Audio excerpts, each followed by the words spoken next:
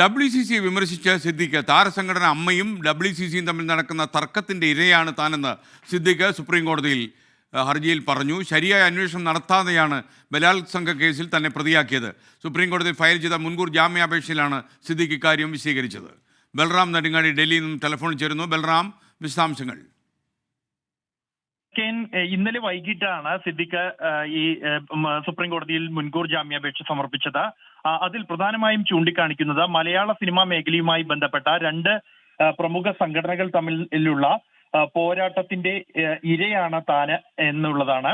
ബലാത്സംഗ കേസിലെ പ്രതിയായി താൻ വരാൻ കാരണം അത്തരത്തിൽ രണ്ട് സംഘടനകൾ തമ്മിലുള്ള ഒരു പോരാണ് എന്നും ആണ് അദ്ദേഹം ഈ ഹർജിയിൽ ചൂണ്ടിക്കാണിക്കുന്നത്. ശരിയായ അന്വേഷണം നടത്താതെയാണ് ബലാത്സംഗ കേസിൽ തന്നെ പ്രതിയാക്കിയതെന്നും സിദ്ദിഖ് ആരോപിക്കുന്നുണ്ട്. സുപ്രീം കോടതിയിൽ ഫയൽ ചെയ്ത ഈ മുൻകൂർ ജാമ്യാപേക്ഷയിൽ ഇതോടൊപ്പം തന്നെ ഈ പരാതിക്കാരി പരാതി നൽകാനെടുത്ത കാലതാമസം, ഒപ്പം തനിക്ക് ക്രിമിനൽ പശ്ചാത്തലമില്ല, മറ്റ് സമാനമായ കേസുകൾ മുന്നിലില്ല, അന്വേഷണവുമായി സഹകരിക്കുന്നുണ്ട് പൂർണ്ണമായും തുടങ്ങിയ കാര്യങ്ങളും സിദ്ദിഖ് ചൂണ്ടിക്കാണിക്കുന്നുണ്ട്. തിങ്കളാഴ്ച തന്നെ ഈ കേസ് ഈ ജാമ്യാപേക്ഷ പരിഗണിക്കണം എന്ന് ആവശ്യപ്പെട്ട കത്ത് അദ്ദേഹത്തിന് വേണ്ടി ഹർജി നൽകിയ രഞ്ജിത റോത്തഗി സുപ്രീം കോടതിയിൽ നൽകിയിട്ടുണ്ട്. മുതിർന്ന അഭിഭാഷകൻ മുകുൾ റോത്തഗി ആയിരിക്കും സിദ്ദിഖിന് വേണ്ടി ഹാജരാകുക. ഓക്കെ, ബൽറാം നെടുങ്ങാടിയാണ് വിവരങ്ങൾ നൽകിയത്.